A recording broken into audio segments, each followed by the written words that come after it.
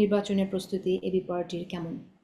নির্বাচনের প্রস্তুতির ব্যাপারে একটা বিষয় হচ্ছে যে আমাদের দলের পক্ষ থেকে একটা উপকমিটি করা আছে।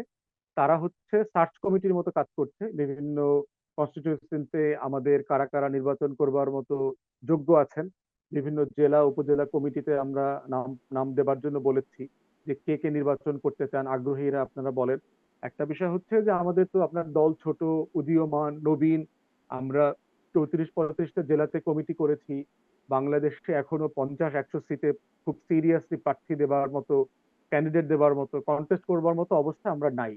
বাট আমরা এখন পর্যন্ত তালিকাটা করেছি, আমরা বোধ করছি 35 থেকে 50 সিটে সিরিয়াস প্রার্থী দিয়ে কন্টেস্ট করবার মতো অবস্থায় আমরা আগামী 6 মাসে পৌঁছে যাব। তারপরে হচ্ছে বাংলাদেশে ইলেকশনের যে কালচার আছে, সেখানে অ্যালায়েন্স পলিটিক্স আছে, কোয়ালিশন পলিটিক্স আছে। এই পলিটিক্সে জোট কোন দিকে কিভাবে হবে না হবে, কে কাকে ছাড় দেবে, কে কোন প্রতীকে নির্বাচন করবে, এই ধরনের অনেকগুলো ইকুয়েশন সাধারণত নির্বাচন ঘনিয়ে আসলে পরে আলোচনাটা জমে। তো এখনই আমরা একটু অনিশ্চয়তার মধ্যে আছি, বাংলাদেশের নির্বাচনের পলিটিক্সটা কোন দিকে হবে, কোন দিকে যাবে। মানে মনে হচ্ছে বিএনপি ছাড়া ইনফ্যাক্ট এই মুহূর্তে দেশের সকল আসনে নির্বাচন করবার মতো শতভাগ প্রস্তুতি অন্য কোনো দলের নাই, এবং থাকাও সম্ভব না। জামাত তারপরে বড় দল হিসাবে তারা ইতিমধ্যে অনেক জায়গাতে ক্যান্ডিডেট দিয়েছে, কিন্তু আমি বোধ করি না জামাতও 50 থেকে 60টা সিটের বেশি কোনো জায়গাতে খুব সিরিয়াস কম্পিটিশন ওয়েট করতে পারবে, এটা বোধ করছি না।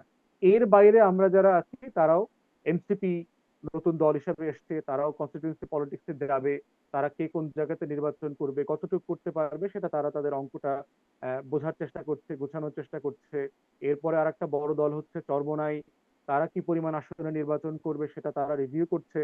এই সব মিলিয়ে হচ্ছে নির্বাচনের রাজনীতিটা এখনো প্রিটি টকশোতে আছে। এবং যারা যারা বড় দলের নির্বাচন করবেন, বিএনপির মেইনলি তারাই হচ্ছে গ্রাসরুটে যাচ্ছেন। কারণ আপনি জানবেন যে বিএনপির প্রত্যেকটা আসনেই মিনিমাম 5 থেকে 10 জন সিরিয়াস ক্যান্ডিডেট আছে। তো বিএনপির কিন্তু শুধু জাতীয় নির্বাচন না, তার নিজের দলেরও একটা ইন্টারনাল পলিটিক্স আছে, যে এটা সে কিভাবে হ্যান্ডেল করবে।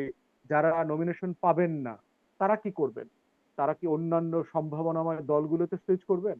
কারণ বাংলাদেশে দল বদলের আবার একটা রাজনীতি আছে, এখানে নৈতিকতা, ইন্টেগ্রিটি এগুলো খুব বেশি ভেবে দেখা হয় না। তো সেই বাস্তবতায় আমাদের সামান্য প্রস্তুতির যতটুকু সুযোগ আছে সেটা আমরা নিচ্ছি। এটা সময়ের সাথে সাথে আরো 3-6 মাস পরে আরো ম্যাচিওর হবে, আপনাদের সাথে শেয়ার করবার জন্য।